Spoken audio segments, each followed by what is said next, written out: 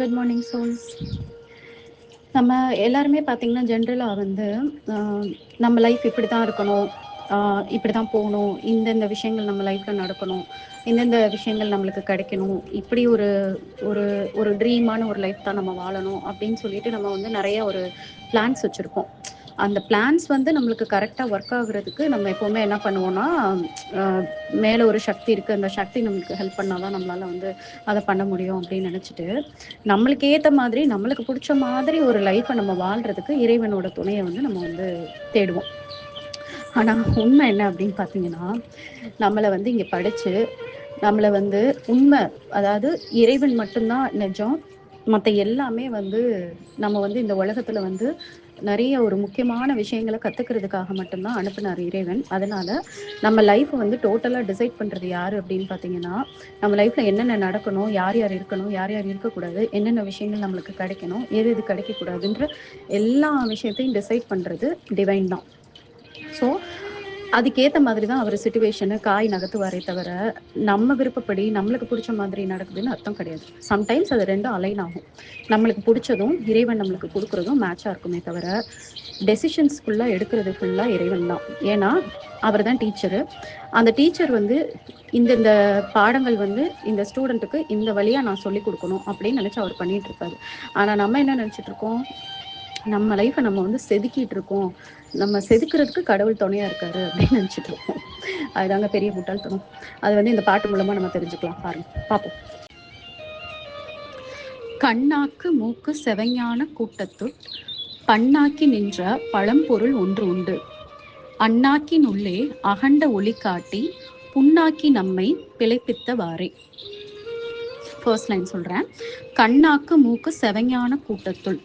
கண்ணு, நாக்கு, மூக்கு, செவம்னா இயர், அதாவது காது, ஞான கூட்டம், இது எல்லாமே வந்து அந்த நாலேஜ் இருக்கக்கூடிய சென்சஸ்ன்னு சொல்கிறாங்க. இந்த மாதிரி இருக்கக்கூடிய 5 சென்சஸ், நம்மளோட 5 சென்சஸ் இருக்குது இல்லையா, அந்த 5 சென்சஸ்க்குள்ள பண்ணாக்கி நின்ற பழம்பொருள் ஒன்று உண்டு அப்படின்னு சொல்கிறாங்க. பண்ணுனா ஒரு பியூட்டிஃபுல்லான ஒரு ஹார்மோனியஸான ரித்தமா. அப்போ மியூசிக்னாலே எப்போவுமே அது வந்து ஒரு பக்கா பிளானில் தானே வருது, ஏனோ தானோன்னு இருக்காது இல்லையா. கூச்சல்ன்றது வேற, மியூசிக்குன்றது வேற. அந்த ரித்தம் இருக்குன்னா அந்த ரித்தம் வந்து ஒரு பிளான் பண்ணி இப்படி தான் இருக்கணும், இப்படி இருந்தால் தான் அந்த இது இசை வந்து ரொம்ப நல்லாயிருக்கும் அப்படின்ற மாதிரி இருக்கும்ல. அதை தான் பிளான்டாக வந்து அது ஒரே மாதிரி ஒன்றுக்கு ஒன்று வந்து ஒத்து போய் ஒரு மெலடி மாதிரி போகுதான், அதை தான் பண்ணாக்கி அப்படின்னு சொல்கிறாங்க.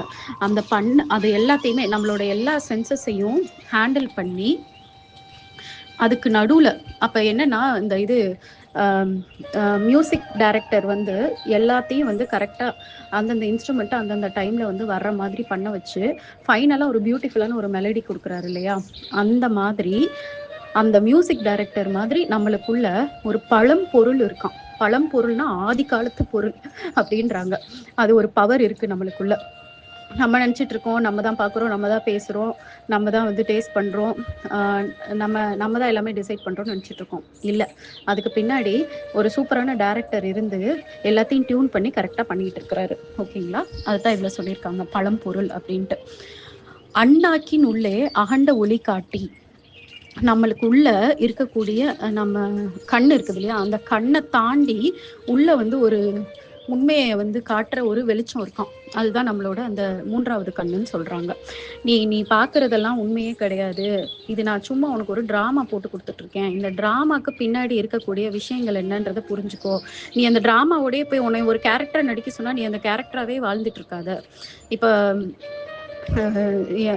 ஆக்டர்ஸ் வந்து ஒரு படத்தில் நடிக்கிறாங்க, அப்போ அந்த படத்தில் உள்ள கேரக்டராகவே மாறி அவங்க லைஃப் ஃபுல்லாக வாழ்ந்தாங்கன்னா அது எவ்வளோ பெரிய முட்டாள்தனம்.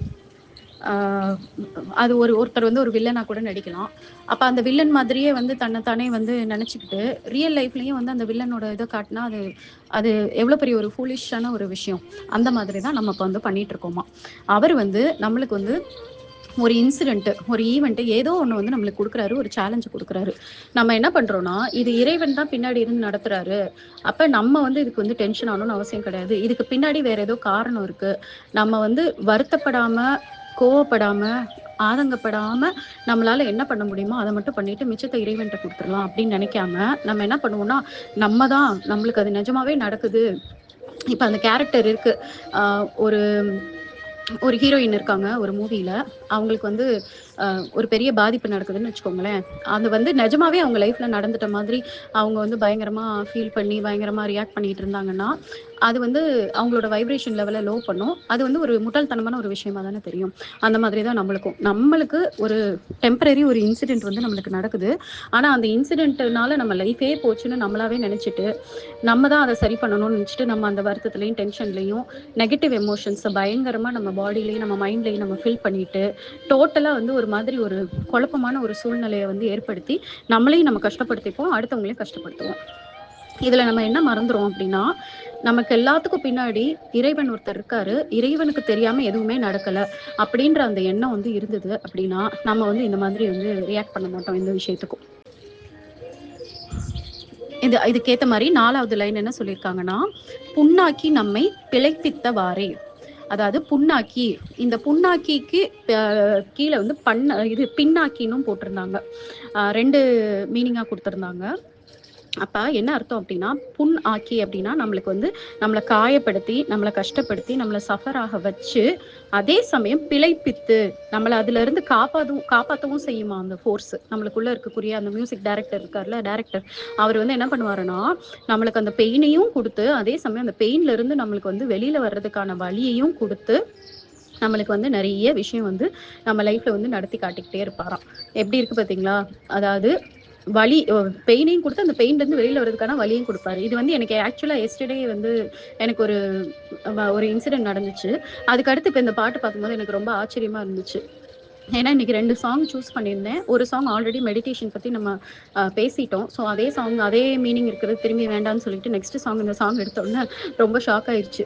ஏன்னா இத வந்து நேத்து நடந்த இன்சிடென்ட்டோட சேர்த்து என்னால சொன்னா மட்டும் தான் என்னால கிளியரா எக்ஸ்பிளைன் பண்ண முடியும்னு இறைவன் புரிஞ்சு எனக்கு ஏதோ நேத்து நடத்துன மாதிரி எனக்கு தோணுச்சு.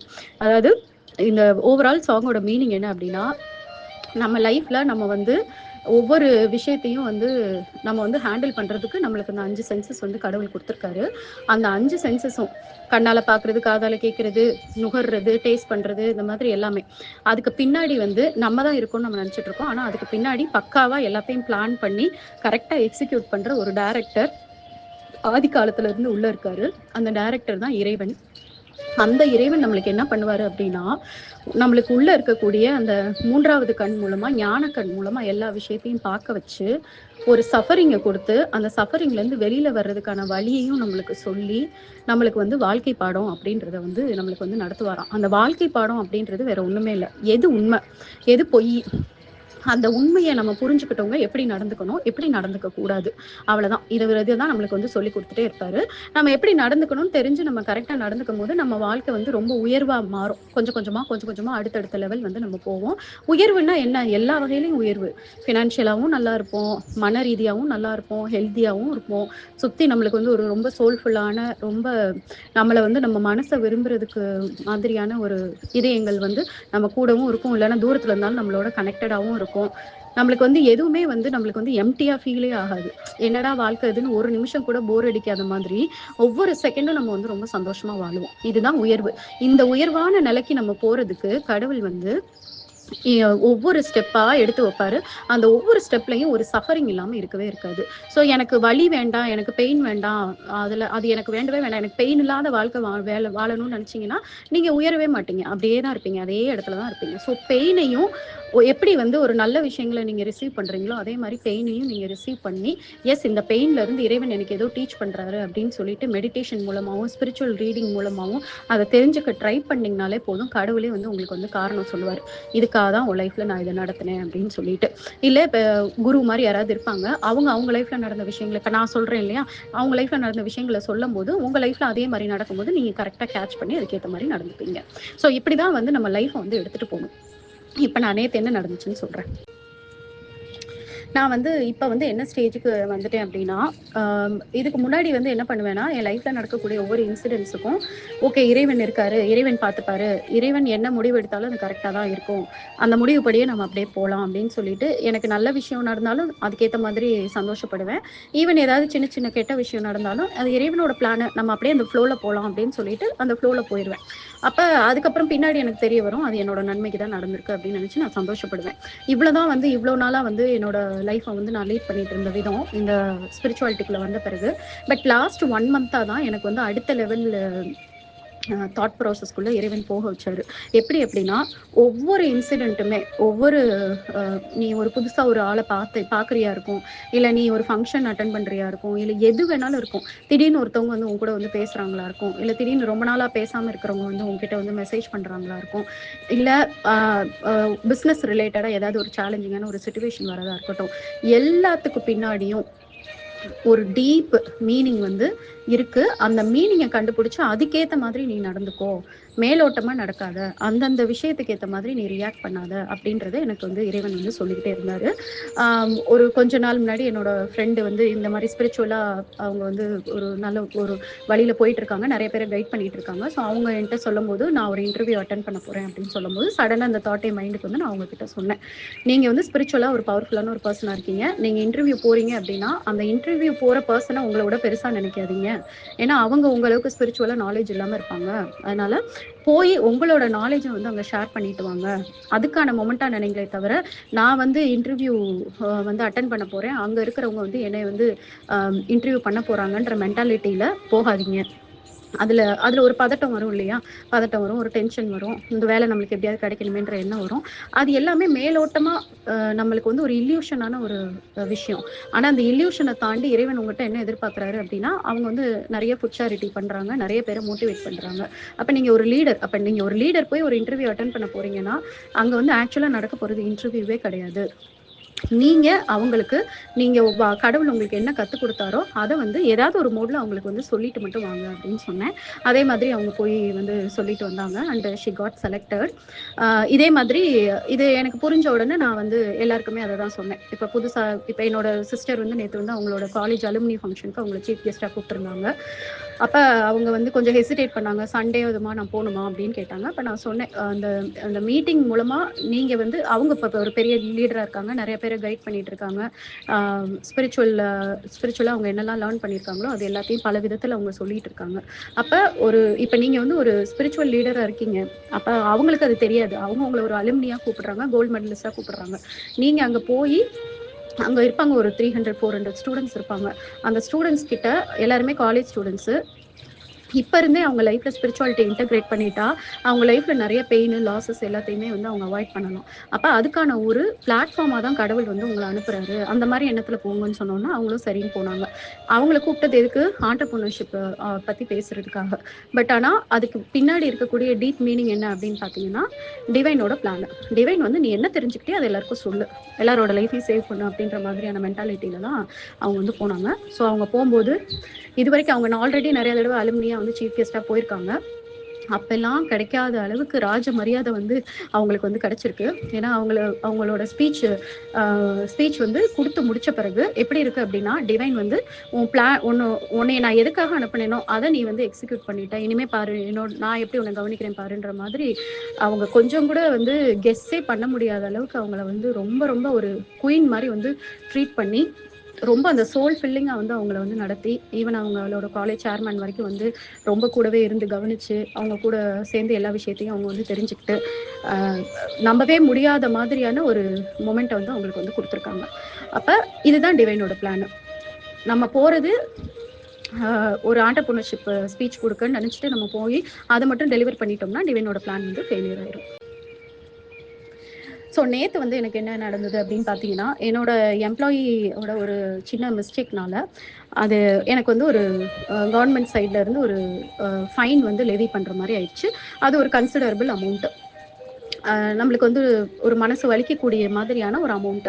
ஸோ இது எப்படி இது கடவுள் நினைச்சிருந்தா தடுத்திருக்கலாம். இறைவன் வந்து டிவைன் சரண்டர் லைஃப்ல, இறை சரணாகதி லைஃப்ல நம்ம வந்து 100 தடவை கதவை அடைச்சாலும் கடவுள் வந்து நம்மளுக்கு வந்து குடுக்கணும்னு நினைச்சா எல்லாத்தையும் உடைச்சிட்டு வந்து குடுப்பாரு. அதே மாரி எவ்ளோ முயற்சி பண்ணி ஒரு விஷயத்த தடுக்கணும்னு நினைச்சாலும், இறைவனோட பர்ப்பஸ் என்ன அப்படின்னு அவருக்கு தான் தெரியும். அப்ப அவரு வந்து எடுக்கணும்னு நினைக்கிறத எடுக்க தான் செய்வாரு. ஏன்னா, அவருக்கு தான் தெரியும் அது நம்மளோட நன்மைக்காக தான் பண்றாரு. நம்ம சில உண்மைகள புரிஞ்சுக்கிறதுக்காகவும், நம்மளோட ஞானம் வளர்றதுக்காக தான் பண்றாருன்னு இருக்கும்போது, நம்ம எப்படி இருக்கணும் அப்படின்னா, அத புரிஞ்சுகிட்டு அந்த ஃப்ளோல வந்து நம்ம போக ட்ரை பண்ணணுமே தவிர, எனக்கு இப்ப அந்த ஒரு ஃபைன் லெவி ஆன உடனே, ஐயய்யோ! எனக்கு இவ்ளோ பெரிய லாஸ் நடந்துருச்சே! நான் என்ன பண்ண போறேன்? அ அப்படின்னு சொல்லிட்டு நம்ம உட்காந்து ஃபீல் பண்ணிட்டு இருக்கக்கூடாது. அது இதுக்கு மேட்சா வந்து அந்த லாஸ்ட் லைன் இருக்கு இல்லையா? புண்ணாக்கி அதுக்கப்புறம் திரும்பி வந்து நம்மளுக்கு வந்து நல்லது பண்ணுவாரு. நம்மள வந்து சர்வை பண்றதுக்கான வழியும் பண்ணுவாருன்ற மாதிரி, எனக்கு ஒரு கன்சிடரபிள் அமௌண்ட் ஆஃப் ஃபைன் போட்டுட்டு, அந்த ஃபைன் அத நான் இன்னும் பே கூட பண்ணல. அதுக்குள்ளேயே வந்து அத விட வந்து ஒரு ட்ரிபிள் மடங்கு அமௌண்ட் வந்து எனக்கு வர்ற மாதிரியும் பண்ணாரு. ஏன்னா, அந்த ஃபைன் அமௌண்ட்டுக்கு வந்து நான் வந்து ரொம்ப கஷ்டப்படக்கூடாது. அத நான் வந்து நானா வந்து என்னோட ஓன் ஃபண்ட வந்து போடக்கூடாதுன்ற மாதிரி, என்னோட அந்த பிசினஸ் சேல்ல இருந்தே அந்த அமௌண்ட்ட வந்து வர வச்சு, அதுலருந்து ஒரு போர்ஷன மட்டும் தான் நான் ஃபைனா பே பண்ற மாரி எனக்கு வந்து பண்ணி வச்சாரு. அப்ப இது வந்து என்னன்னா, காடோட சைன். உனக்கு வந்து நான் ஒரு கஷ்டத்தையும் குடுத்து, அந்த கஷ்டத்த வந்து நான் வந்து தீர்க்கிறதுக்கான வழியையும் நான் குடுத்துடுறேன். அப்ப நம்ம நம்ம ஆனா இத புரிஞ்சுக்காதவங்க என்ன பண்ணுவோம் அப்டின்னா, நம்மளுக்கு ஒரு ரூ. 100 போனா கூட நம்மளுக்கு வந்து பயங்கரமா வலியா இருக்கும்ல. ஐயோ! ரூ. 100 போச்சே, அநியாயமா போச்சே இப்டின்ற மாதிரி நெனைப்போம்ல. அந்த மாதிரியான எண்ணத்த வந்து உடைச்சு சுக்குநூறா ஆக்கணும்னு நெனைக்கிறாரு கடவுள். ஏன்னா, money is just an illusion. நான் நெனைச்சா உனக்கு கோடி கோடியா குடுக்கவும் முடியும். நான் நெனைச்சா எடுக்கவும் முடியும். இதுல எங்கேயுமே வந்து நீ தான் சம்பாதிக்கிற, இல்ல நீ தான் வந்து உன்னோட உழைப்புல, உன்னோட வந்து ஞானத்துல, உன்னோட அறிவுல தான் நீ எல்லாம் பண்ற அப்படின்னு நினைச்சிட்டு இருக்கதே ஒரு முட்டாள்தனம். அப்ப இந்த அமௌண்ட் போச்சு அப்படின்னு நம்ம நினைச்சு ஃபீல் பண்ணாம, எஸ் இறைவன் எதுக்காகவும் நம்மளுக்கு பண்றாரு. ஒருவேளை நம்ம கர்ம வினைய வந்து கழிக்கிறதுக்காக இறைவன் வந்து பண்றாரு அப்படின்னு நம்ம நினைச்சு, அது கூடவே நம்ம வந்து அந்த ஃப்ளோல நம்ம போனோம் அப்படின்னா, நம்ம என்ன லூஸ் பண்ணோமோ, அத விட 10 மடங்கு அதிகமா இறைவன் வந்து நம்மளுக்கு தருவார். இதுதான் வந்து விதி. இந்த விதிய நம்ம புரிஞ்சுக்காம, நம்ம அந்த பணம் போயிருச்சே அப்படின்னு சொல்லிட்டு, நம்ம ரொம்ப ஃபீல் பண்ணிட்டு, ரொம்ப மனசு கஷ்டத்துல இருந்துகிட்டு, அந்த நம்மளோட வைப்ரேஷன் லெவல வந்து நம்மளோட எனர்ஜி லெவல நம்ம ரொம்ப குறைச்சுக்கிட்டோம் அப்படின்னா, நம்ம என்ன பண்ணுவோம்னா, இன்னும் அதிகமா இத வந்து அட்ராக்ட் பண்ற மாதிரி ஆகும். இறைவன் குடுத்த பாடத்த வந்து நம்ம சரியா புரிஞ்சுக்காம போயிட்டோம் அப்படின்னு அர்த்தம். அப்ப அடுத்த லெவல் எலிவேட் ஆக மாட்டோம். அடுத்த லெவல் எலிவேட் ஆனா தான் நம்மளுக்கு இன்னும் அடுத்த லெவல்ல வந்து நம்மளுக்கு வந்து நெறைய பிளெஸ்ஸிங்ஸ் வந்து கிடைக்கும். நம்ம அந்த எக்ஸாம்ல ஃபெயில் ஆயிட்டு நம்ம திரும்பி அதிலேயே தான் உட்கார்ந்திருப்போம். திரும்பி இறைவன் வந்து கொஞ்ச நாள் கழிச்சு திரும்பி இதே பாடத்த வந்து நடத்துவாரு. அப்பயாவது நம்ம புரிஞ்சுக்கிட்டு நம்ம வந்து மேல வரணுமே தவிர, திரும்பி திரும்பி நம்மள இல்லன்னா என்ன பண்ணுவாங்க நார்மலா எல்லாரும், நான் ரொம்ப அன்லக்கி, என் லைஃப் வந்து இப்படி ஆயிருச்சு, என் லைஃப் அப்படி ஆயிருச்சுன்னு சொல்லிட்டு, அப்படியே அந்த கஷ்டத்திலேயே வாழ்ந்து, கஷ்டத்திலேயே வந்து இறந்து போயிருவாங்க. ஸோ அவங்கலாம் யாரு அப்படின்னு பார்த்தீங்கன்னா, இறைவன் வச்ச டெஸ்ட்ல ஃபெயில் ஆனவங்க. அப்ப அந்த மாரி இருக்கக்கூடாது. அப்ப நேத்து நான் வந்து சிச்சுவேஷன்ஸ் எல்லாத்தையும் அனலைஸ் பண்ணேன். அனலைஸ் பண்ணும்போது இது யாரோட தப்பும் இல்ல. எஸ் ஒரு கேர்லெஸ்னஸ் இருந்துச்சே தவிர, பட் யாரும் வேணும்னு சொல்லி பண்ணல. பண்ண விதம் எல்லாமே பார்த்தா இறைவன் வந்து பக்காவா பிளான் பண்ணி பண்ண மாதிரி இருந்துச்சு. இந்த கன்சிடரபிள் அமௌண்ட்ட வந்து இந்த மொமெண்ட்ல என்கிட்ட இருந்து எடுக்கணும் அப்படின்றது இறைவனோட பிளான்ன்றது எனக்கு புரிஞ்ச பிறகு, நான் வந்து அப்படியே அத வந்து டோட்டலா கடவுள்ட்ட சரண்டர் பண்ணிட்டேன். கொஞ்ச நேரத்துல அத பே பண்றதுக்குரிய ட்ரிபிள் மடங்கு அமௌண்ட்டையும் எனக்கு வர வச்சாரு. வர வச்ச உடனே எனக்கு ரொம்பவே அண்டர்ஸ்டாண்ட் ஆயிடுச்சு. டக்குன்னு அதுலேருந்து நான் வெளியில வந்து, இன்னும் இதுலேருந்து நான் என்ன கத்துக்கணும்? இந்த விஷயத்துலருந்து நான் என்ன கத்துக்கணும்? நான் கத்துக்கிட்டு அத மத்தவங்களுக்கு நான் சொல்லி தரணும். ஏன்னா, என் லைஃபே வந்து நான் வந்து எப்பவுமே என்ன வச்சிருக்கேன்னா, அ ஒரு எக்ஸ்பெரிமெண்ட் மாரி தான் நான் என் லைஃப்ப வந்து நான் வந்து கடவுள்ட்ட சரண்டர் பண்ணியிருக்கேன். நான் என்னெல்லாம் கத்துக்கிறேனோ, அது எல்லாத்தையும் நான் மத்தவங்களுக்கு சொல்லி தந்து, அவங்கள வந்து நான் சஃபர் ஆயி நான் கத்துக்கிறேன். அவங்களுக்கு அந்த சஃபரிங் லைட்டா வரும்போதே அதுலேருந்து வெளியில வர மாதிரி நான் சொல்லி தரணுன்றது தான் இறைவன் கிட்ட நான் பண்ண ப்ராமிஸ். ஸோ நான் என்னோட மைண்ட் ஃபுல்லா எப்படி போயிருச்சுன்னா, இந்த மாதிரி ஒரு விஷயம் இன்னொரு தடவ யாருக்காவது நடக்கும்போது நான் அவங்களுக்கு என்ன சொல்லி தரணும்? அவங்கள நான் எப்படி இருக்கணும்னு சொல்லி தரணுன்றதுலயே நான் வந்து போயிட்டேன். ஸோ எனக்கு வந்து இப்ப என்ன ஆச்சுன்னா, மைண்ட் டோட்டலா லேஸ் ஆயிடுச்சு கொஞ்ச நேரத்திலேயே. லைட்டா எடுத்த உடனே வந்து நேச்சுரல் ஹியூமன் பீயிங்கோட ஒரு பெயின், ஒரு ஆங்ஸைட்டி, ஒரு ஃபியர் அது எல்லாமே வரதான் செய்யும். அதத்தான் அவர் வந்து இந்த பாட்டுல வந்து சஃபரிங்ன்னு சொல்றாருன்னு நான் புரிஞ்சுக்கிட்டேன். டக்குன்னு நம்மள அறியாம நம்மளோட அ நம்ம அது நேச்சுரல் இன்ஸ்டிங்க்ட் இல்லையா? ஒரு கன்சிடரபிள் அமௌண்ட் வந்து ஒரு ஃபைனா போதும் அப்படின்ற போது நம்மளுக்கு வந்து பதட்டப்படும், மனசு கஷ்டப்படும். ஆனா, நம்ம இவ்ளோ நாள் கத்து வச்சுக்கிட்ட இறைவனோட அந்த ஞானத்தினால, இறைவனோட கனெக்டடா இருக்கிறனால, உடனே அதுக்கு பின்னாடி இருக்கக்கூடிய டீப் மீனிங்க மட்டும் புரிஞ்சுகிட்டு, நம்மள அமைதிப்படுத்தி சிச்சுவேஷனை கிளியராக அண்டர்ஸ்டாண்ட் பண்ணிட்டு, எஸ் இந்த ஃபைன்னால என் வாழ்க்கையே முடிஞ்சு போகிறது கிடையாது, என்னோட பிஸ்னஸே வந்து டோட்டலாக முடிய போகிறது கிடையாது, இது ஜஸ்ட்டு ஒரு சின்ன லாஸு, அந்த லாஸை நான் வந்து லாஸாக நினைக்காம அப்படியே அக்செப்ட் பண்ணிட்டு போனேன்னா கண்டிப்பாக இதை விட எனக்கு 100 மடங்கு இறைவன் கொடுப்பாரு அப்படின்ற எண்ணத்தை நான் எடுத்துக்கிட்ட பிறகு என் மைண்டு ரொம்பவே லேஸ் ஆயிடுச்சு. கண்டிப்பாக இதுக்கு வந்து பலன் வந்து இறைவன் வந்து கொஞ்ச நாளில் எனக்கு கொடுப்பாரு அப்படின்ற நம்பிக்கை எனக்கு இருக்குது. ஏன்னா நான் பாஸ்டில் நிறைய சுச்சுவேஷன்ஸில் இதை வந்து அண்டர்கோ பண்ணி நான் வந்து சக்ஸஸ் வந்து ஃபேஸ் பண்ணியிருக்கேன். ஸோ இப்படி தான் நீங்கள் எல்லோரும் இருக்கணும். ஃபார் எக்ஸாம்பிள் ஒரு 500 ரூபாய் தொலைச்சிட்டீங்க, பர்ஸை தொலைச்சிட்டீங்க அப்படின்னா அவ்வளோதான். அதையே வச்சுக்கிட்டு 10 நாள் 10 மாதம் ஐயோ பர்ஸை தொலைச்சிட்டேனே அதில் 500 இருந்துச்சே அப்படின்னு நினைக்காம உங்களோட கர்மாக்காக ஏதோ ஒன்று வந்து கடவுள் வந்து பர்பஸ்ஃபுல்லாக உங்களை தொலைக்க வச்சிருக்காரு. ஓகே, நான் அதை அப்படியே அக்செப்ட் பண்ணிக்கிறேன், அது யாரோ ஒருத்தவங்களுக்கு போய் ஏதோ பிரயோஜனம் ஆகுதுன்னா நல்லது அப்படின்னு சொல்லிட்டு நீங்கள் வந்து உங்களோட வைப்ரேஷன் லெவலை குறைக்காமல் நீங்கள் இருந்தீங்க அப்படின்னா அந்த டெஸ்ட்டில் பாஸ் பண்ணுவீங்க. பாஸ் பண்ணி மேலே போகும்போது ஆட்டோமேட்டிக்காக இறைவன் வந்து பயங்கரமாக ஷவர் பண்ணுவார். நீங்கள் 500 ரூபா தொலைச்சதுக்கு உங்களுக்கு 50,000 கடவுள் கொடுப்பாரு. ஸோ இந்த மென்டாலிட்டியில் நீங்கள் லைஃப் அப்ரோச் பண்ண பாருங்கள். இது நாட் ஜஸ்ட் ஃபினான்ஷியல் லாஸ், ரிலேஷன்ஷிப்பில் ஒரு ப்ராப்ளம் வந்தாலும் இதுதான், ஏதோ ஒரு அன்கம்ஃபர்டபுளான ஒரு சுச்சுவேஷன் வந்தாலும் அதுக்கு பின்னாடி ஏதோ ஒரு மீனிங் வந்து கடவுள் வச்சிருக்காருன்னு புரிஞ்சு கடவுள் என்ன சொல்ல வராரு அப்படின்றத மெடிடேஷன் மூலமாகவும் இந்த ஸ்பிரிச்சுவல் லேர்னிங் மூலமாகவும் புரிஞ்சுக்கிட்டீங்கன்னா லைஃப் ரொம்ப ஒண்டர்ஃபுல்லாக இருக்குங்க. Thank you all. Good morning souls.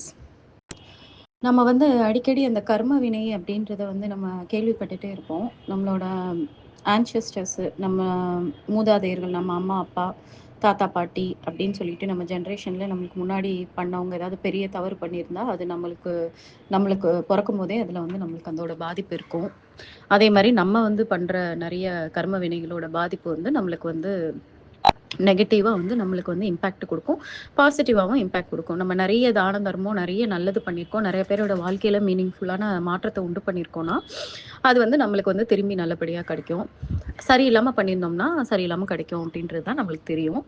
அப்போ நம்ம அந்த மொமெண்ட்டில் அதை பற்றி சொல்லும் போது நம்ம என்ன நினைப்போம், கர்மா அப்படின்னா அது ஒரு ஆக்ஷன் ரிலேட்டடான ஒரு விஷயமா தான் பார்ப்போம். அதாவது நல்ல செயல்களாக செய்கிறது, ஆக்டிவாக வந்து நம்ம வந்து செய்கிறது, அதை தானே நம்ம வந்து இவ்வளோ நாளாக நம்ம நினச்சிருப்போம். ஆனால் இந்த சாங் மூலமாக இப்போ நம்மளுக்கு என்ன தெரிய வரும் அப்படின்னு பார்த்தீங்கன்னா, நம்ம சிந்தனையில் கூட வந்து நம்மளால் வந்து அந்த கர்மாவை ஜென்ரேட் பண்ண முடியுமா. அதனால தான் வந்து எப்போவுமே வந்து நல்ல எண்ணங்களை வந்து நீங்கள் வந்து வளர்த்துக்கோங்க, எண்ணம் வந்து கரெக்டாக இருந்தால் எல்லாமே நல்லா இருக்கும்னு அடிக்கடி நம்ம வந்து கேள்விப்படுவோம் இல்லையா. அதுக்கான மீனிங் வந்து எனக்கு இப்போ இந்த சாங்கில் வந்து புரியுது. ரொம்ப பவர்ஃபுல்லாக இருக்குது. கர்மா அப்படின்றது நம்ம நினைக்கிற அளவுக்கு வந்து அது வந்து ஒரு சிம்பிளான ஒரு சாதாரணமான விஷயம் கிடையாது. ரொம்ப பிரம்மாண்டமாக நம்மளால் அதுலேருந்து தப்பிக்கவே முடியாது. ரொம்ப கான்ஷியஸாக ரொம்ப ஒவ்வொரு நொடியும் வந்து நம்ம கவனமாக இருந்தால் மட்டும்தான் கெட்ட கர்ம வினைகளை நம்ம வந்து ஜெனரேட் பண்ணாமல் இருப்போம் அப்படின்றதுக்கு உதாரணமாக இந்த சாங் இருக்குது. இந்த சாங்கை பற்றி இப்போ பார்ப்போம். 20,000 பேதம் மருவிய கண்ம மாமந்த யோகம் தருமி வைகாய உலை பாகும் தானே அருமிகு நான்காய் அடங்கும் மா சித்திக்கே. இதில் ஃபர்ஸ்ட் வந்து அந்த 20,800 பேதம் அப்படின்றது என்ன அப்படின்னு பார்த்தீங்கன்னா 22,800 வேரியேஷன் அப்படின்னு அர்த்தம். அப்போ அந்த வேரியேஷன் எதுக்கு கரெக்டாக மேட்ச் ஆகுது அப்படின்னு பார்த்தீங்கன்னா, நம்ம ஒரு நாளைக்கு விடக்கூடிய மூச்சு உள்ளே இழுத்து வெளியில் விடுறோம்ல, அது வந்து ஒரு ஒரு ஒரு நிமிஷத்துக்கு நம்ம வந்து 15லேருந்து 20 தடவை நம்ம வந்து மூச்சை இழுத்து வெளியில் விடுவோமா ஹியூமன் பீயிங்ஸ், மனிதர்கள். அப்போ அப்படி பார்க்கும்போது அது வந்து 24 மணி நேரத்துக்கு 60 நிமிஷம் இன்ட்டு 24 மணி நேரம் பார்க்கும்போது 28,800 இவர் சொல்லியிருக்கிறதுக்கு பயங்கரமாக மேட்ச் ஆயிருக்கு. ஓகேவா. ஸோ அது வந்து ஃபர்ஸ்ட் லைன். ரெண்டாவது லைன் வந்து என்ன சொல்லியிருக்காரு அப்படின்னா, மருவிய கண்ம மாமந்த யோகம். அந்த இத்தனை பிரெத்துலையும் நம்ம வந்து என்ன பண்ணுறோம் அப்படின்னா கர்மாவை வந்து நம்ம கிரியேட் பண்ணிக்கிட்டே இருக்கோமா பயங்கரமா. அந்த கர்மான்றது வந்து நல்லது கெட்டது இந்த மாதிரி எல்லாத்தையுமே நம்ம இதில் வந்து வச்சுக்கலாம். இதை வந்து ஒரு ப்ராப்பராக கண்ட்ரோலுக்கு நம்மளுக்கு கொண்டு வர்றதுன்றது ரொம்ப ரொம்ப பெரிய விஷயம். இதை வந்து இந்த ப்ராப்பரான ஒரு கண்ட்ரோலுக்கு நம்ம கொண்டு வர்றது தான் நம்மளால் வந்து ஸ்பிரிச்சுவல் பாத்தில் வந்து போகும்போது நம்ம வந்து அடையிறதுக்கான முயற்சி பண்ணுற ஒரு விஷயம். அப்போ எத்தனை தடவை சொல்கிறாரு பாருங்க, ஒவ்வொரு தடவை நம்ம வந்து மூச்சு விடும்போதும், அந்த மூச்சு காத்துல நம்ம என்ன எமோஷனோட நம்ம இருக்கோமோ, அந்த எமோஷன் அதுக்குரிய கர்மாவ வந்து ஜெனரேட் பண்ணுதுன்னு சொல்றாங்க. அப்ப நம்ம கோவமா இருந்தோம்னா, கோவத்துக்கு ஒரு வைப்ரேஷன் குடுத்து, அது வந்து ஒரு கர்மாவ வந்து உருவாக்குது. அதே மாரி சந்தோஷமா இருந்தோம்னா, ஒரு கர்மா உருவாக்குது. அடுத்தவங்களுக்கு நல்லது பண்ணணுன்ற அந்த எண்ணத்துல இருந்தோம்னா, அது ஒரு அந்த மூச்சு வந்து ஒரு கர்மாவ உருவாக்குது. நம்ம என்ன மாதிரியான மனநிலையில இருக்கோமோ, அதே மாரி என்ன மாதிரியான இன்டென்ஷன்ல இருக்கோம். அந்த மொமெண்ட்ல நம்ம மனசுல யாரையாவது திட்டிட்டு இருக்கோம், நம்ம யார் மேலயாவது ரொம்ப கோவத்துல இருக்கோம், யார் மேலயாவது ஒரு வெறுப்புல இருக்கோம், இல்ல யாரையாவது ஏதாவது பண்ணணும்னு நெனைக்கிறோம், இல்ல அவங்க நம்மளுக்கு இத பண்ணிட்டாங்களே அப்படின்ற டென்ஷன்ல இருக்கோம், இல்ல ஃபியூச்சர் பத்தின பயத்துல இருக்கோம். இந்த மாரி நெறைய விஷயங்கள் இருக்கு இல்லையா? நல்ல விஷயங்கள் இல்லாம உங்களுக்கே தெரியும் எது நல்ல விஷயம், எது கெட்ட விஷயம்னு. சரி. கெட்ட விஷயம் அப்படின்றது ஒண்ணுமே இல்ல. நம்மள நெகட்டிவா நம்ம வந்து ஒரு டென்ஷன்லயும், நம்ம நெகட்டிவா ஒரு பயத்திலயும், ஒரு படபடப்புலயும், ஒரு கோவத்திலயும், ஒரு வெறுப்புலயும், ஒரு ஆதங்கத்திலயும் இருக்கிறோம்னா, அதுதான் நெகட்டிவ். அந்த மாதிரியான மனநிலையில நம்ம விடுற ஒவ்வொரு மூச்சுமே நம்மளுக்கு வந்து கர்ம வினைய ஜெனரேட் பண்ணுதாம். இது எவ்ளோ பெரிய ஷாக்கிங்கான விஷயம் பார்த்துக்கோங்க. ஏன்னா, இவ்ளோ நாளா நம்ம எல்லாரும் என்ன நெனைப்போம், நான் ஏதாவது வார்த்தை பேசினா தானே கர்மாவாகுது.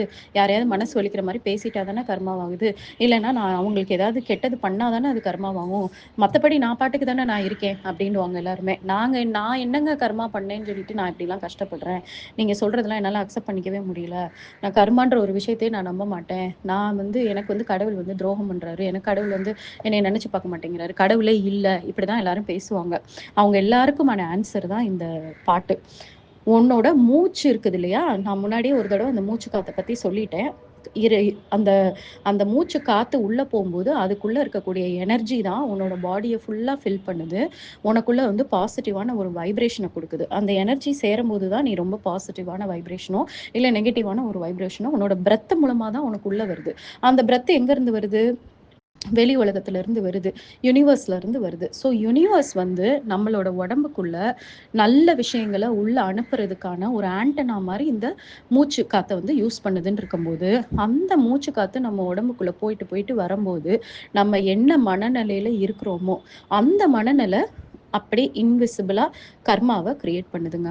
அப்ப அப்படி பார்க்கும்போது, நம்ம எல்லாருமே வந்து கர்மாவ எவ்வளோ சேர்த்து வச்சிருக்கோம்னு மட்டும் யோசிச்சு பாருங்க. ஏன்னா எப்பவுமே எல்லாருமே வந்து நல்ல மனநிலையிலயா இருக்கோம். எப்பவுமே எல்லாருமே யாருக்கும் கெட்டது பண்ணாத மனநிலையிலயா இருக்கோம். நம்மளுக்குள்ளேயும் பொறாம இருக்கும், போட்டி இருக்கும். ஆ பேராசை இருக்கும். அன்னெசசரியா கட்டுக்கடங்காத கண்ட்ரோல் பண்ண முடியாத எத்தனையோ விதமான எமோஷன்ஸால தான் நம்ம ஒவ்வொரு நாளும் டாமினேட் ஆகியிருக்கோம். அப்ப எவ்ளோ கர்மாவ ஒரு நாளைக்கு நம்ம சேர்த்துக்கிட்டு இருக்கோம்னு மட்டும் யோசிச்சு பாருங்க. யாரையாவது ஜட்ஜ் பண்ணும்போது, யாரையாவது மனசு வலிக்கிற மாரி பேசம்போது, நம்மள பாதுகாத்துக்கிறதுக்காக மத்தவங்களுக்கு என்ன ஆனாலும் பரவாயில்லன்ற மாதிரி நெனச்சுட்டு அந்த எண்ணத்துல இருக்கிறது. அதிகபட்ச கோவத்துல இருக்குது. இத ரொம்ப சுயநலமா நடந்துக்கும்போது, அதுக்கான திங்கிங்ல இருக்கும்போதே, அந்த மூச்சுக்கு வந்து அதுக்கான பவர் வந்து கிடைச்சிருது. அந்த மூச்ச நீங்க உள்ள இழுத்து வெளியில விடும்போது, ஆட்டோமேட்டிக்கா அது வந்து கர்மாவா உங்களுக்கு உங்களோட கணக்குல வந்து லோன் அக்கவுண்ட் மாரி உங்களுக்கு வந்து சேர்ந்துருதாம். இத வந்து ஓகே. அப்ப இத நீங்க புரிஞ்சுக்கிட்டீங்க இப்ப. உங்களுக்கு தெரிஞ்சிருச்சு. நீங்க மூச்சு விடும்போது என்ன மனநிலையில இருக்கீங்களோ, அந்த மனநிலை உங்களுக்கே பாதிப்பா போய் முடியுது. நல்ல மனநிலையில இருந்தீங்கன்னா, அது உங்களுக்கு அ ஒரு எக்ஸ்ட்ராவா டெபிட் இது கிரெடிட் மாரி உங்களோட அக்கவுண்ட்ல அமௌண்ட் வந்து ஆட் ஆகும். இதே நீங்க கெட்ட மனநிலையில இருந்தீங்க அப்டின்னா, உங்களுக்கு லோன் மாதிரி உங்களோட அக்கவுண்ட்ல அது ஆட் ஆகும். ஓகேங்களா? அப்ப எல்லாரும் என்ன விரும்புவோம்? ஐயோ! வேணாங்க. எனக்கு எதுக்குங்க அந்த கர்மாலாம்? நான் கர்மா இல்லாம நான் வந்து இருக்கணும்னு ஆசைப்படுறேன். அதுக்கான வழிய எனக்கு சொல்லுங்க அப்டி தானே நீங்க கேட்பீங்க? அந்த வழி தான் வந்து அவர் என்ன சொல்றாரு, மாமந்த யோகம். அந்த வழி. அது என்னன்னா, அப்டின்னா ரொம்ப கிரேட்டஸ்ட் பாத்தாம். அடுத்து வந்து மந்த அப்டின்னா ஸ்டெடியா. சும்மா ஒரு நாளைக்கு நம்ம வந்து அத ஃபாலோ பண்ணிட்டு, அடுத்த நாள் வேற மாரி இருக்கிறது. அப்புறம் அப்ஸ் அண்ட் டவுன்ஸ் இருக்கிறது. திடீர்னு வந்து ஒரு நாள் அந்த ஸ்பிரிச்சுவல் பாத்ல கரெக்ட்டா போறது. திடீர்னு ஒரு 1 மாசம் அத பண்றதே இல்ல. அப்டின்ற மாதிரி இல்லாம, ஸ்டெடியா ஒரே மாதிரி கொஞ்சம் கூட வந்து அ ஒரு கேப் விட்டு பண்ணாம, அதே மாரி ஒரு டிசிப்ளினோடையும் எத்தன எதிர்ப்புகள் வந்தாலும், யாரும் புரிஞ்சுக்காம நம்ம கிட்ட பேசினாலும் சரி, இல்ல நம்மளோட உடல் வந்து அதுக்கு வந்து ஒத்துழைக்கலனாலும் சரி, நம்மளுக்கு ஒரு டே டு டேல வாழ்க்கையில ரொட்டீன்ல நம்மளுக்கு நெறைய பிரஷர்ஸ் வந்தாலும் சரி, அது எல்லாத்துக்கும் விட்டுட்டு இதுக்கு ஃபர்ஸ்ட் பிரையாரிட்டி குடுத்து, இந்த ஸ்பிரிச்சுவல் பாத்ல இறைவன் காட்டுற வழியில போக ஆரம்பிக்கிறது பேரு தான் மாமந்த யோகமா. அப்ப இந்த யோக வழி அப்படின்றது ஒண்ணுமே இல்ல. நான் ஆல்ரெடி சொல்லிட்டேன். ஆ அடுத்தவங்களுக்கு நல்லது பண்ணுங்க.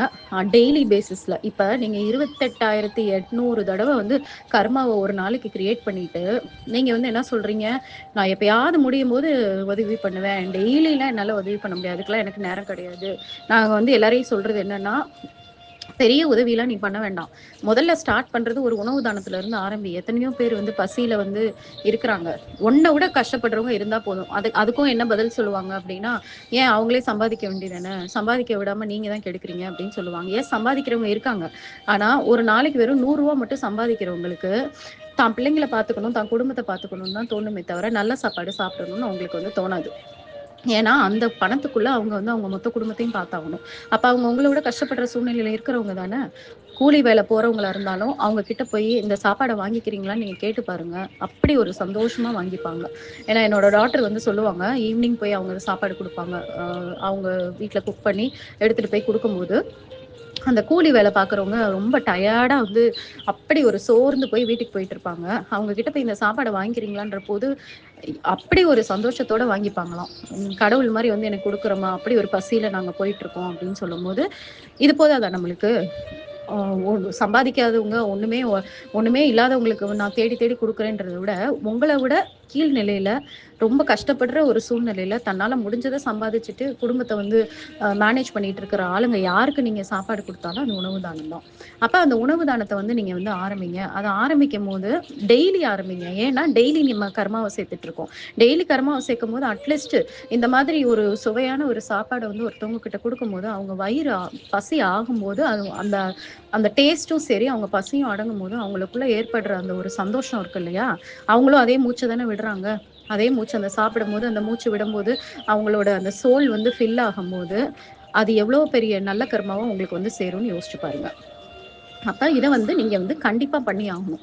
அந்த பண்ணுனா மட்டும் தான், நீங்க பண்ற எல்லா கர்மாக்கும் அட்லீஸ்ட் அது பேலன்ஸாவது ஆகும். அதனால உணவு தானம் பண்ணுங்க. அடுத்து 2வது மெடிடேஷன் பண்ணுங்க. மெடிடேஷன் பண்ணும்போது, நீங்க யாரு? உங்களுக்குள்ள என்ன மாதிரியான எண்ணங்கள்லாம் ஓடிட்டுருக்கு? நீங்க வந்து அந்த எண்ணங்களுக்கு நீங்க எப்படி அடிமையா இருக்கீங்கன்றத உங்களால உங்கள புரிஞ்சுக்க முடியும். அதே மாரி இறைவன்ற ஒரு சக்தி வந்து நம்மளுக்குள்ள இருக்குன்றதையும் நம்மளால உணர்ந்துக்க முடியும். தொடர்ந்து மெடிடேஷன் பண்ணா.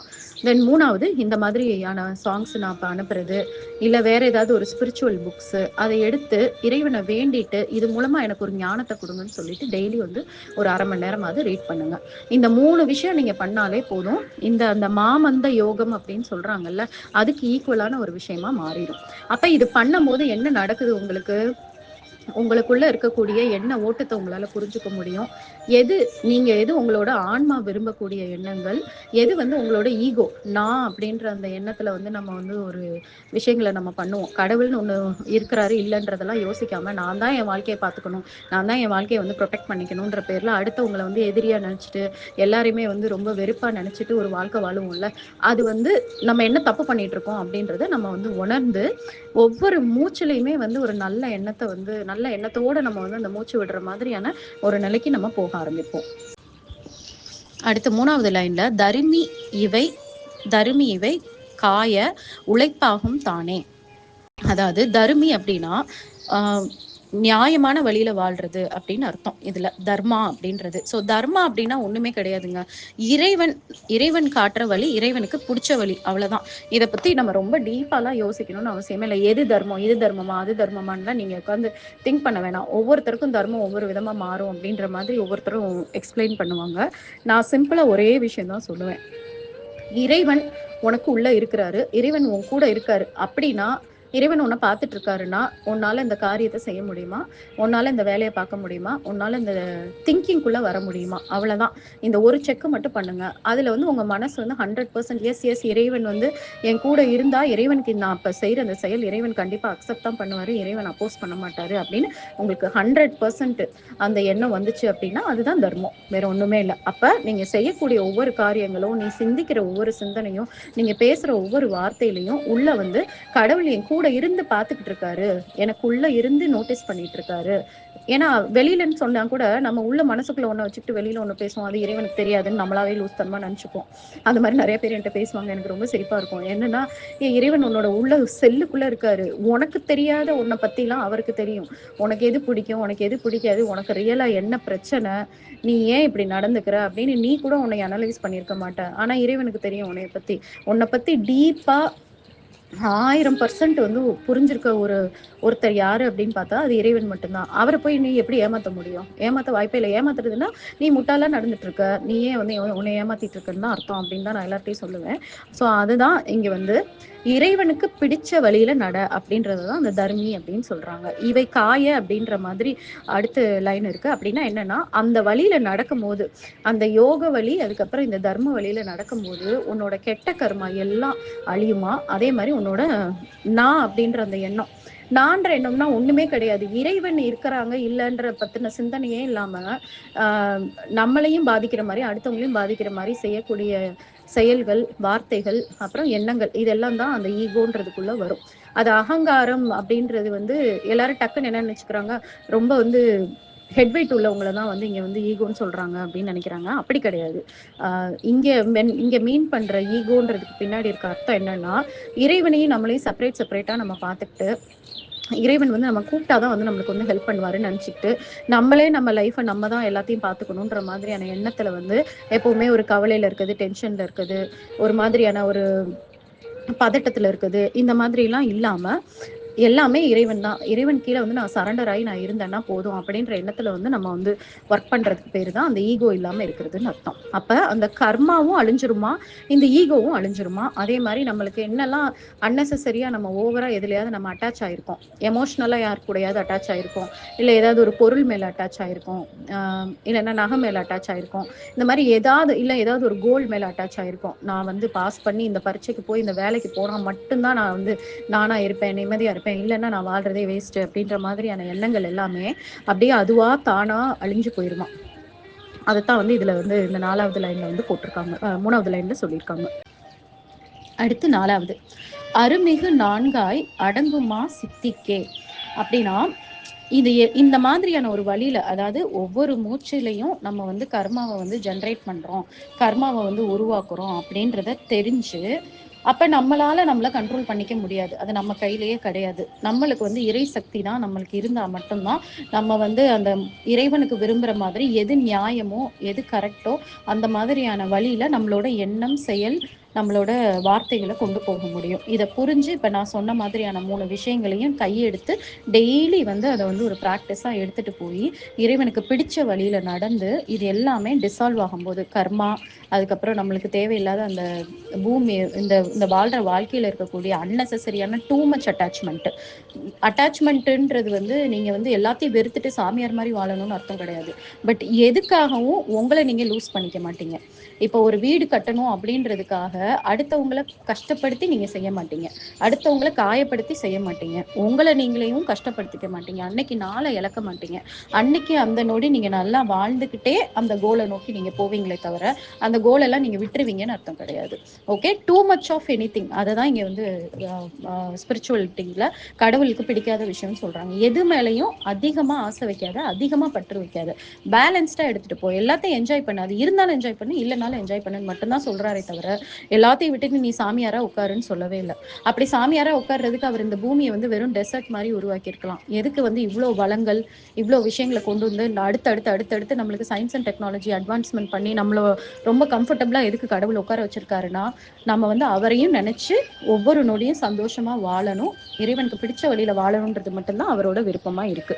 நம்ம தான் அதை கெடுத்துக்கிட்டு இருக்கோம். நம்ம தான் வந்து நம்ம கூட இருக்கக்கூடிய எல்லா நல்ல விஷயங்களையும் உணராம இல்லாத ஒன்றை நோக்கியே நம்மளோட எதிர்பார்ப்பை வச்சுக்கிட்டு அதனால ஏங்குறது, அதனால வருத்தப்படுறது, அதனால மத்தவங்க மேல கோவப்படுறது, இந்த மாதிரி நம்ம வந்து வாழ்க்கையை வந்து அவர் வாழ சொன்ன வாழ்க்கையை நம்ம வந்து கெடுத்துட்டு இருக்கோம். ஸோ இதை வந்து நம்ம புரிஞ்சு நம்ம அந்த வழியில போக போக போக என்ன நடக்குமா, அருமிகு நான்காய் அப்படின்னு சூப்பரான 4 பவர் வந்து நம்மளுக்கு வந்து கிடைச்சிருமா, நம்மளுக்கு ஆட்டோமேட்டிக்கா நம்மளுக்குள்ள வந்துருமா.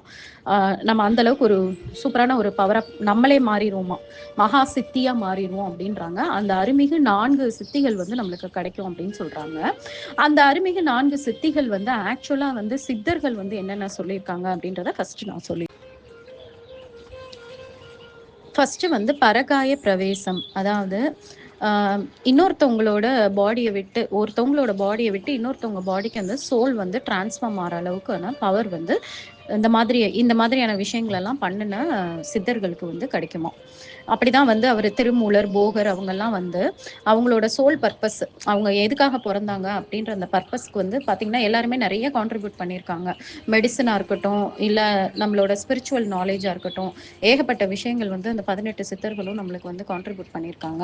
அது எப்படி பண்ணியிருப்பாங்க அப்படின்றதுக்கு ஒரு கெஸ் எப்படின்னா, அவங்களோட பாடி வந்து இறந்தாலும் அந்த இறக்க போகுது அப்படின்னு தெரிஞ்சு இந்த பாடி இனிமே வந்து நம்மளால வந்து இந்த பாடியை வச்சு நம்மளால வந்து இந்த பர்பஸை வந்து ஃபுல்ஃபில் பண்ண முடியாதுன்னு நினைக்கும் போது அவங்களுக்கு கிடைச்ச அந்த சித்திகளை யூஸ் பண்ணி இன்னொரு பாடிக்கு டிரான்ஸ்ஃபார்ம் ஆவாங்களாம். அந்த வேற ஏதாவது ஒரு யங் பாடி இருக்கு அப்படின்னா, அப்படி இல்லைன்னா ஒரு அனிமல் கூட வந்து அவங்க வந்து டிரான்ஸ்ஃபார்ம் ஆகி அந்த சோல் பர்பஸ் வந்து முடிச்சிருக்காங்க அப்படின்னு சொல்றாங்க. அப்படிதான் அவர் திருமூலர் வந்து ஒரு மாடு மேய்க்கிறவர், அவர் இறந்து போயிருப்பாரு.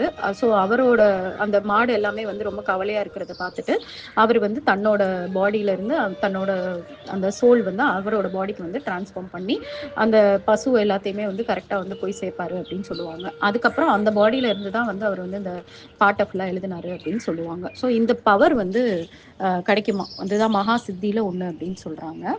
தென் வந்து ரெண்டாவது வந்து காலவசியம். உன்னால வந்து டைம் உன் கண்ட்ரோல்ல வச்சுக்க முடியும். டைம் வந்து ஒன்றை மீறி நடக்காது. இப்போ நம்ம எல்லாருமே எதுக்கு பயப்படுறோம், ஐயோ டைம் ஆச்சு, இந்த டைம்குள்ள இதை பண்ணணும், அந்த டைம்குள்ள அதை பண்ணணும் அப்படின்னு சொல்லி டைம் நம்ம கண்ட்ரோல்ல இல்லைன்ற மாதிரியான ஒரு ஃபீல்ல தானே போவோம். ஆனா இவங்கெல்லாம் வந்து இவங்க ஒரு வேலையை முடிக்கணும் அப்படின்னா அந்த வேலை முடிக்கிற வரைக்கும் அந்த டைம் வந்து நகரவே நகராதான் அவங்களுக்கு மட்டும். அது ஒரு விதமான ஒரு பவர். இப்போ நம்மளே கூட சில நேரம் வந்து ஆச்சரியப்பட்டிருப்போம். ஒரு 5 நிமிஷம் தான் இருக்கும், இந்த 5 நிமிஷத்துக்குள்ள நான் இதை முடிச்சே ஆகணுமே, நான் போயே ஆகணுமேன்ட்டு இறைவன் கிட்ட நம்ம சரண்டர் ஆகும்போது எப்படி நம்ம அந்த 5 நிமிஷத்துக்குள்ள நம்ம முடிச்சோம்னு நம்மளுக்கே தெரியாது. ஏன்னா லாஜிக்கலா அது பாசிபிளாவே இருக்காது. ஆனா நம்ம முடிச்சிருப்போம். ஸோ இதுதான் வந்து அந்த காலவசியம் அப்படின்னு சொல்றது. ஸோ இதுல வந்து அவங்க வந்து பயங்கர மாஸ்டரா இருப்பாங்களாம், இந்த இந்த பவர் இருக்கிறவங்களுக்கு. தென் வந்து லக்ஷ்மி சித்தி. லக்ஷ்மி சித்தி வந்து என்னன்னா, அவங்க எதுவும் பெருசா வந்து எதுவுமே பண்ணணும்னு அவசியமே கிடையாது. அவங்களுக்கு எல்லா விதமான வளங்களையும் அவங்க அட்ராக்ட் பண்ணுவாங்க. என்ன மாதிரியான வளமா இருந்தாலும் சரி, பணமா இருக்கட்டும், பொருளா இருக்கட்டும், எது சம்மந்தப்பட்டது, நல்ல உணவா இருக்கட்டும், எதா இருந்தாலும் அவங்க பயங்கரமா வந்து அட்ராக்ட் பண்ணுவாங்க. அவங்க கிட்ட வந்து எல்லாமே வந்து ரொம்ப அபண்டன்ட்டா வந்து அவங்க அவங்க கிட்ட இருக்குமா. அதுக்கப்புறம் 4வது வந்து இச்சா சக்தி, கிரியா சக்தி, ஞான சக்தியோட முழுமை. அது என்ன அப்படின்னு பார்த்தீங்கன்னா, நம்ம விரும்புறது, இச்சா அப்படின்னா விரும்புறது, கிரியா அப்படின்னா நம்மளோட ஆக்ஷன்ஸ், நம்ம வந்து ஒரு விஷயத்த பண்றது, அப்புறம் ஞானம், ஞானம்னா விஸ்டம். ஸோ இந்த 3மே வந்து இறைவனுக்கு ஏற்ற மாதிரி வந்து ஒரே மாதிரி அலைன் ஆகி இருக்குமா. மனசுக்குள்ள ஒரு ஆசையை வச்சுக்கிட்டு வெளியில ஒன்று பண்றது.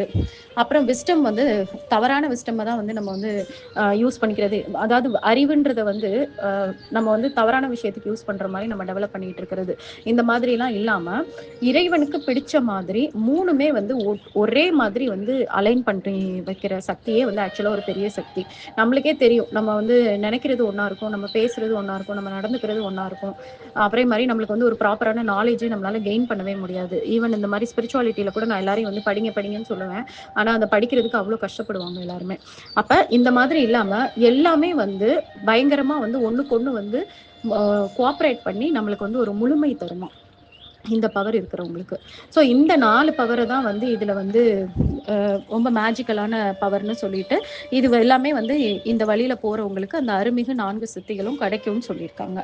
ஆனா நான் வந்து இதை வந்து எப்படி வந்து இது பண்றேன் அப்படின்னா, இதை மேபி எக்ஸாஜரேட்டடா நான் கூட நம்ம வச்சுக்கலாம். ஆனா நம்மளுக்கு ப்ராக்டிக்கலா என்ன நடக்கும் நம்ம லைஃப்ல அப்படின்னு பார்க்கும்போது, நம்மளுக்கு ப்ராக்டிக்கலா 4 விஷயங்கள் நடக்கும். அது என்னென்ன அப்படின்றத நான் சொல்றேன்.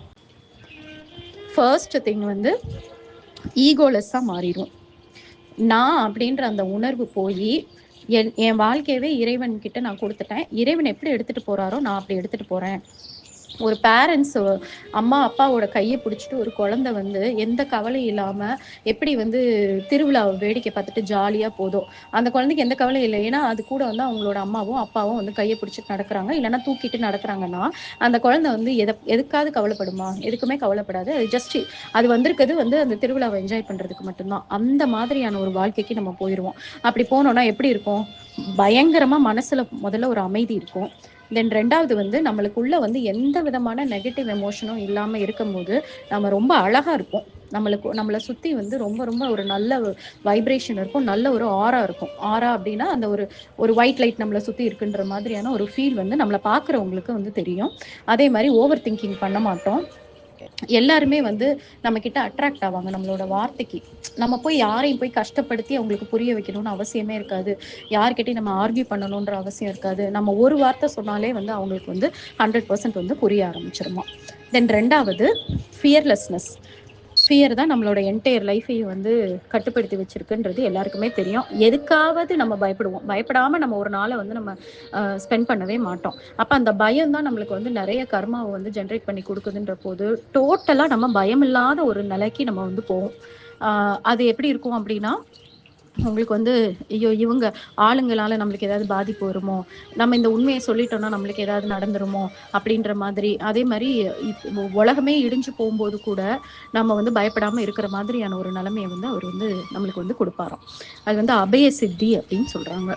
தென் மூணாவது பயங்கரமான ஒரு பேர் ஆனந்தம். அது வந்து நம்மளுக்கு கிடைச்சிரும். அது எப்படி இருக்கும்னா எப்பவுமே இருக்கும். நம்ம மனசுக்குள்ள எப்பவுமே அந்த ஆனந்த உணர்வு வந்து இருந்துகிட்டே இருக்கும். அது போகவே போகாது.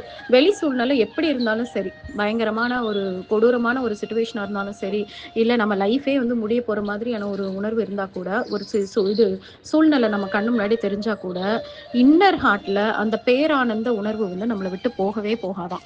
இதெல்லாம் நடைமுறைக்கு சாத்தியமா மேம், அதெல்லாம் நடக்குமா அப்படின்னு நீங்க யோசிக்கலாம். பட் நான் வந்து இந்த லாஸ்ட் 1 இயர்ல இப்போ டிராவல் பண்ணும்போது இந்த சொல்ற விஷயங்கள்ல ஒரு 50% வந்து எனக்கு வந்து கிடைச்சிருக்குன்னு சொல்லலாம். அதனால அந்த நம்பிக்கையில தான் நான் வந்து இதை வந்து புரிஞ்சு நான் வந்து உங்களுக்கு சொல்றேன். நீங்க எல்லாரும் டிராவல் பண்ண பர்சன்டேஜ் லெவல் இன்க்ரீஸ் ஆகிக்கிட்டே இருக்கும். இந்த மாதிரியான உணர்வுகள் எல்லாமே மேபி ரொம்ப நம்மளை பயமுறுத்துற மாதிரி ஒரு விஷயம் வரும்போது வேணா நம்ம ஷேக் ஆகும். மற்றபடி டே டு டே விஷயங்கள்ல வந்து நம்ம வந்து அந்த பேரானந்த உணர்வு வந்து நம்மளை விட்டு போகவே போகாது. அதுக்கப்புறம் நாலாவது லிபரேட்டட் லிவிங், ஜீவன் முக்தி அப்படின்னு சொல்றாங்க. அப்படின்னா எதை நோக்கி நீங்க அலைய மாட்டீங்க, எதுக்காகவும் நீங்க வந்து ரொம்ப கவலைப்பட மாட்டீங்க. அந்த சேஸ் பண்ணிக்கிட்டே இருக்கிறது, இல்லை எதுலையாவது மாட்டிக்கிட்டு முழிக்கிற மாதிரியான ஒரு ஃபீல். நான் கடன்களை மாட்டிக்கிட்டு முழிக்கிறேன், நான் வந்து இந்த இவங்களோட பிரச்சனையில நான் மாட்டிட்டு இருக்கேன், எனக்கு டே டு டேல இந்த வேலையில எனக்கு இந்த ப்ராப்ளம்ல வந்து நான் மாட்டிட்டு இருக்கேன்னு சொல்லிட்டு யாராவது ஏதாவது ஒரு பிரச்சனையை இழுத்து வச்சுக்கிட்டு இப்போதைக்கு என் மைண்ட்ல இதுதான் எனக்கு ஒரு பெரிய ப்ராப்ளமா இருக்குன்னு சொல்லுவாங்கல்ல, நம்ம ஏதாவது ஒரு விஷயத்துக்கு அடிமையா இருப்போம். அந்த மாதிரி எந்த விஷயத்துக்குமே அடிமையா இல்லாம ரொம்ப லைஃப்பை வந்து ஆஹா எனக்கு இன்னைக்கு நாள் வந்து கடவுள் வந்து கொடுத்துருக்காரு, இன்னைக்கு நாள்ல இந்த 24 மணி நேரத்துல நான் ரொம்ப ரொம்ப ஒவ்வொரு நொடியும் வந்து உணர்ந்து என்ஜாய் பண்ணி நான் வாழ போறேன் அப்படின்னு நினைச்சு நம்ம வாழ்க்கையை வாழ்ற அளவுக்கு அந்த ஒரு லிபரேஷன் வந்து நம்மளுக்கு வந்து கிடைச்சிருமா. ஒரு நிமிஷம் நீங்க இந்த 4 விஷயமும் உங்களுக்கு கிடைச்சிச்சுன்னா உங்க லைஃப் எப்படி இருக்கும்னு இன்னைக்கு ஒரு நாள் ஃபுல்லா யோசிச்சு பாருங்க. லிபரேட்டட்னா இப்ப நீங்க எதுல வந்து அடிமையா இருக்கீங்கன்னு யோசிச்சு பாருங்க. எது வந்து இப்போ உங்களை வந்து புடிச்சு வச்சிட்டு இருக்கிற ஒரு கவலையா இருக்கு அப்படின்னு சொல்லி யோசிச்சு பாருங்க. அந்த கவலையே உங்களுக்கு இல்ல. கவலை இல்லைன்னா என்ன அர்த்தம்னா அதை கடவுள் பார்த்துப்பாரு. அதுக்காக நீங்க வந்து அது எக்கேடு கெட்டு போனாலும் பரவாயில்ல, என் வேலை எக்கேடு கெட்டு போனாலும் பரவாயில்ல, இல்ல என்னோட பண பிரச்சனையை நான் வந்து யாருக்குமே நான் கட்ட மாட்டேன், கட்ட வேண்டியவங்க எல்லாருக்கும் கட்டாம நான் அப்படியே இருப்பேன், அவன் வந்து என்ன சொன்னாலும் பரவாயில்ல, அப்படி அர்த்தம் கிடையாது. இது எல்லாமே உங்களோட வைப்ரேஷன், டிவைன் வைப்ரேஷன் லெவல்னால டிவைன் வந்து உங்களுக்கு இந்த வேலை எல்லாத்தையுமே டிவைன் பார்த்துப்பாரு. அவர் வந்து உங்களோட எல்லா பிரச்சனைகளையும் அவர் சார்ட் அவுட் பண்ணிப்பாரு. நீங்க வந்து இந்த மாதிரி நான் தான் பண்ணணும், நான் தான் பண்ணணும், நான் தான் ஏதாவது திங்க் பண்ணணும், நான் தான் ஏதாவது பிளான் பண்ணணும்னு சொல்லிட்டு யோசிக்கிற தன்மையவே நீங்க விட்டு அதுல இருந்து வெளியில வந்துருவீங்க. அது அது மாதிரி ஒரு கஷ்டமான ஒரு மனநிலை. அந்த மனநிலைக்கு நம்ம போயிட்டோம் அப்படின்னா அவ்வளவுதான், நம்ம லைஃப் ரொம்ப ரொம்ப ஒண்டர்ஃபுல்லா மேஜிக்கலா மாறப்போகுது. ஆனா அது அவ்வளவு ஈஸி கிடையாது. நீங்க நினைச்சோன்னா அதெல்லாம் பண்ண முடியாது. அது ஒரு ப்ராசஸ், அது ஒரு ஜேர்னி. அந்த ஜேர்னில நீங்க டிராவல் ஆக ஒரு ஒரு சர்டன் டைம்ல கொஞ்சம் கொஞ்சமா ஒவ்வொரு விஷயத்துக்கும் எவ்வளவோ ஈவெண்ட்ஸ், எவ்வளவோ இன்சிடென்ட்ஸ், எவ்வளவோ பீப்புள் நம்ம லைஃப்ல இருக்காங்க, எவ்வளவோ ப்ராப்ளம் இருக்கு. கிட்டத்தட்ட மில்லியன்ஸ் ஆஃப் திங்ஸ் வந்து நம்மளுக்கு வந்து வரும். ஒரு நாள் ஒன்று வரும், இன்னொரு நாள் ஒரு 4 வரும், இப்படிலாம் வரும்ல. அந்த ஒவ்வொரு விஷயத்துலையும் நம்ம இந்த நாளையும் வந்து நம்ம வந்து அப்ளை பண்ணி நம்ம ஜேர்னியை வந்து எடுத்துட்டு போவோம்.